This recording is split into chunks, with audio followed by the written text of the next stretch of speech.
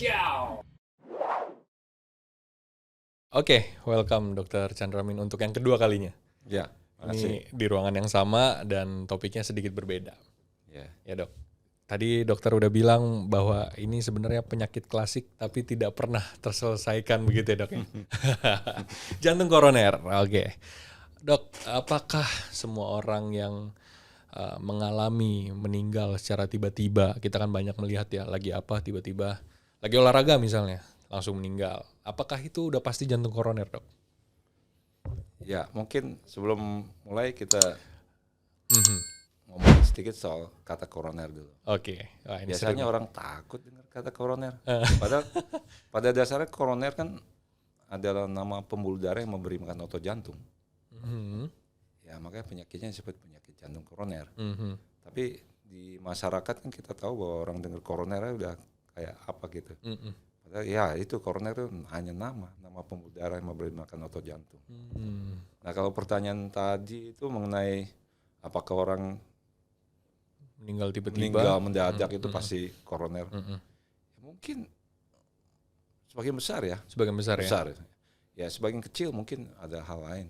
Misalnya karena gangguan yang aritmia yang congenital. Tapi itu jarang sekali. Misalnya kita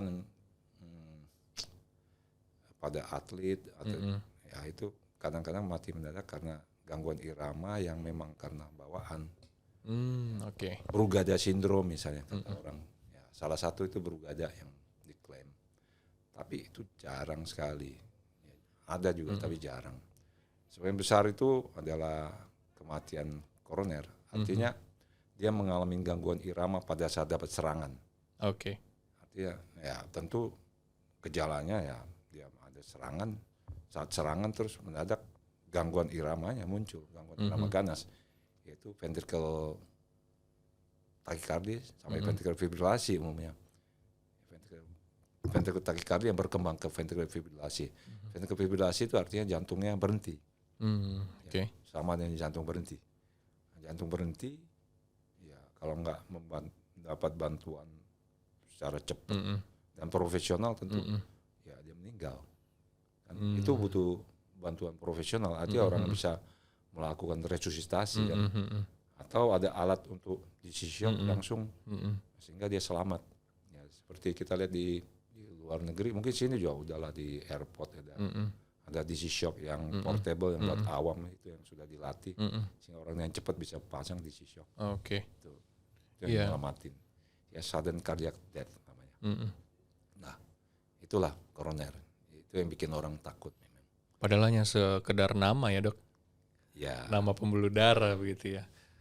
Ya, tapi kalau kita mendapat serangan, apakah pasti akan sudden death? Belum tentu juga jawabannya. Nasib-nasiban. Nah, itu punya Tuhan. Itu udah punya Tuhan. Oke, kalau punya medis? Punya medis ya kalau dia dapat ya segera dia cari pertolongan. Jadi jangan dikerok. Bukan soal keroknya yang persoalan. Masalah keroknya sih enggak jadi masalah. Yang jadi masalah dia buang waktu. Nah, Dan kalau terjadi sudden death, siapa yang bisa bantu kalau dia kerok di rumah?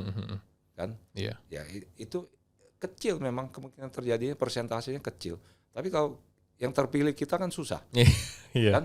Betul. Ya, itu yang jadi masalah. Sebelum terlalu jauh dok, sorry aku potong ya. Kalau misalnya kita ngomong kan butuh penanganan yang cepat atau segera dan profesional. Nah, cepat dan segera itu kalau misalnya dalam ukuran waktu itu biasanya berapa lama dok? Nah, ini cerita apa nih? Cerita dia sudah mendapat sudden death, misalnya atau udah cerita dia baru heart attack. Kalau heart attack tuh Terjatuh nih gitu. serangan. Kalau serangan jantung tuh belum tentu dia sudden death. Tapi kalau dia sudden death, artinya dia mengalami henti jantung. Itu waktunya pendek sekali, cuma beberapa menit. Oh, hanya menit, hitungan menit. Hitungan ya? menit. Oke. Hitungan menit. Tapi kalau terkena serangan, Ya kalau dia dapat serangan jantung tapi tidak mengalami sudden death, atau ada cardiac arrest, nah itu masih ada waktu lah. Oke. Zaman untuk mendapat pertolongan. Kalau itu ceritanya soal kerusakan otot. Oke. Waktu adalah otot jantung. Tuh. Tapi dalam kejadian itu, nah bisa ada subset mendapat serangan kayak ketimpa tangga, udah jatuh ketimpa tangga. Ketimpa tangga artinya dia mengalami henti jantung. Henti jantung itu yang paling susah. Itu hitungan menit Hitungan gitu ya. menit. Nah, Dan itu. penanganannya mesti yang profesional kan. Artinya orang yang ngerti, punya alat, punya apa, bisa ngerjain DC shock itu. Dan pada saat terkena serangan tadi, itu gejalanya apa? Sakit pada bagian dada Iya, pasti itu ya? kalau serangan jantung tuh artinya pembuluh darahnya mendadak luka, terjadi gumpalan darah yang menutup, menyumbat mendadak. Ya, nah yang persoalan adalah kualitas pembuluh darah jelek. Biasa orang mengalami serangan jantung. Artinya apa? Artinya pembuluh darahnya rapuh. Rapuh dalam arti dia mudah koyak atau terkelupas lapisan dalamnya ya. Terus kalau dalam pembuluh darah, dalam aliran darah itu ada koyakan, itu akan merangsang gumpalan darah setempat.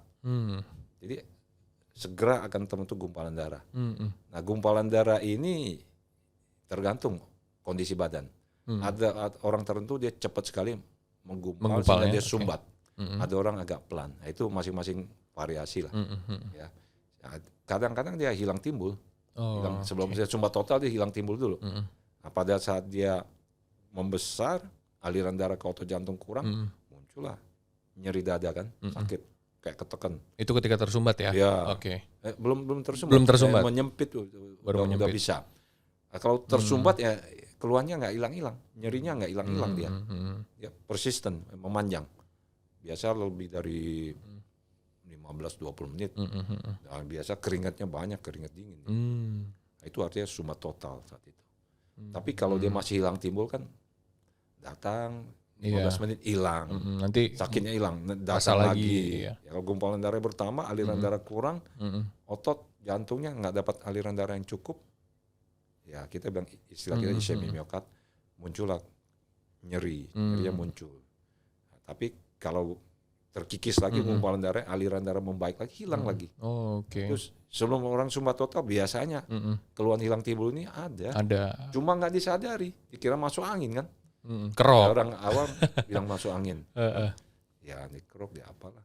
Cari pertolongan. Nah itu susah ya. Itu yang jadi persoalan. Kalau dia cari pertolongan, dapat pengencer darah, mungkin persoalannya resolve kan, selesai. Itu persoalan yang nanti sehingga dia tersumbat total, saat itu dia attack, keringat dingin, baru datang ke rumah sakit.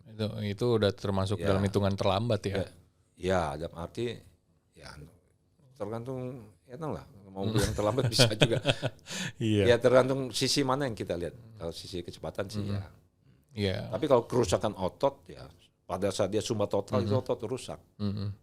Nah kalau yang otot rusak itu risk macam-macam kan. Dan nanti dia sesak nafas, kalau dia survive bisa sesak nafas, ya artinya quality of life-nya terganggu kan. Atau dalam proses itu dia mengalami subset tadi sudden death. Henti jantung mendadak. Nah itu bisa subset ya, itu terjadi. Itu kenapa ya banyak ya dok ya orang-orang yang mengalami serangan jantung ya mandi keringat. Oh ya. Iya kan, itu ya, kan dia keringet tanda dia sumbat total ya? saat itu. Itu memang terganggu saat itu. Keringet dingin, mual, muntah dan sebagainya itu bisa terjadi.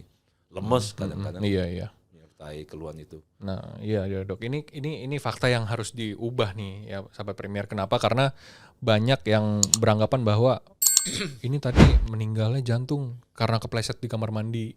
Padahal kan kebalik, dia udah jatuh ya dok ya pasti itu ya. Kan banyak yang menyalahkan kamar mandi. Baru jatuh. Iya, banyak yang menyalahkannya malah kamar mandinya licin. Katanya begitu dok.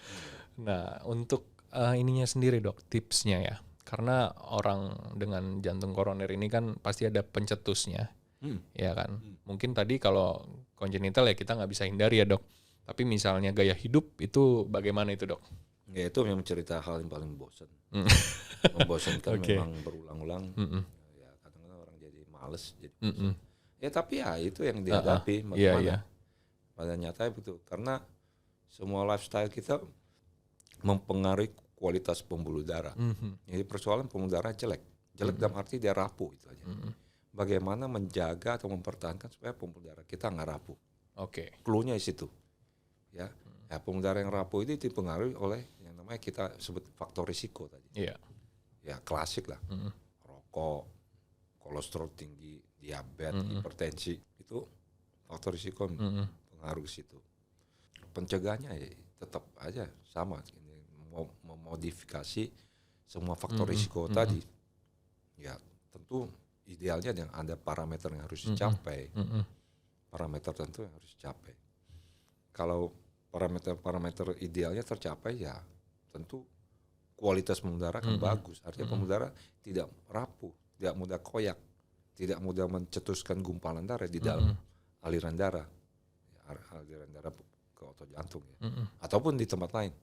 Ya karena sebenarnya kalau kita untungnya memperbaiki kualitas pembuluh darah tuh bukan hanya di pembuluh darah koroner, tapi termasuknya di pembuluh darah otak, pembuluh darah seluruh badan. Semua lah. Semua. Terutama ya otak dan jantung ya. Dua korelate. Dan itu korelate dengan pembuluh darah di leher juga, karotid. Ya, jadi mereka kualitasnya umumnya sama. Kalau kita lihat karotidnya jelek, biasanya di intrakranial jelek, koroner juga jelek. Stage-nya biasa sama, fase-fasenya sama. Jadi sirkuitnya hampir mirip, cuma beda size-nya, diameternya aja. Artinya proses yang terjadi sama. Ya, kita nilai dari situ bisa. Iya, ya ini juga ya dok ya, kekentalan darah itu juga mempengaruhi banget ya. Ya kekentalan darah itu yang sering dipersoalkan sebenarnya. Padahal itu masalah sekunder. Sekunder artinya begini. Kekentalan darah itu tidak kalau kita ngomong tadi kolesterol, gula, tensi, rokok itu yang hal primer. Itu faktor primer yang harus diperbaiki. Itu yang mempengaruhi kualitas pembuluh darah. Kalau kekentalan darah itu kalau sudah terjadi penggumpalan darah baru berperan. Ya, dalam arti kalau pembuluh darah kita nggak pernah koyak, nggak pernah terjadi clot, nggak ada masalah, penggumpalan gitu ya? darah di situ, ya nggak ada masalah kekentalan darah. Jadi banyak lah itu di masyarakat salah kaprah. Yang diurusin kekentalan darah, tapi yang primer nggak diurusin. Ngerokok tetap jalan, kolesterol nggak diurusin. Nah itu yang jadi persoalan selalu. Nah, itu sekunder, itu yang harus kita bedakan sekali. Itu memang rancu sekali. Iya. Terakhir mungkin dok, karena ini juga sering keliru juga ya, karena terkait dengan gejalanya nih dok, ya kan? Kalau orang sakit MAH, katanya sama nih dengan sakit jantung gejalanya, begitu kan? Betul. Itu benar ya? Benar. Karena begini, karena persarafan untuk lambung, saluran cerna itu dengan jantung sama. Persarafannya, jenis persarafannya itu sama. Sehingga keluhan nyeri ulah hati tidak semata-mata milik punya lambung. Lambung ya. Itu yang sering dispepsi, ya, orang sakit MAH itu sering sama dengan serangan jantung. Itu keluhannya bisa sama. Ya, jadi memang agak susah dibedakan kadang-kadang. Ya, itu masalah memang. Ya, tapi tentu ada cara untuk membedakannya. Iya, pasti. Ya. Nah, makanya hati-hati, jangan selalu anggap yang semua keluhan ulu hati itu sakit MAH semata-mata. Ya, karena kekurangan aliran darah ke otot jantung juga bisa mengalami keluhan yang sama ya. Itu persis gitu. Oke, itu sahabat Premier. Jadi terjawab oleh Dr. Chandramin bahwa ya jangan dianggap sepele juga, bukan berarti semuanya sakit lambung, taunya ternyata masalah di jantung gitu ya. Oke, Dr. Chandramin, mungkin itu yang bisa kita bahas pada kesempatan podcast kali ini. Mungkin ada yang ketiga nanti ya dok ya? Podcast ketiga boleh aja. Boleh aja tuh, udah janji boleh aja. Oke, kalau begitu dok, thank you ya dok. Yuk, sama-sama. Ciao.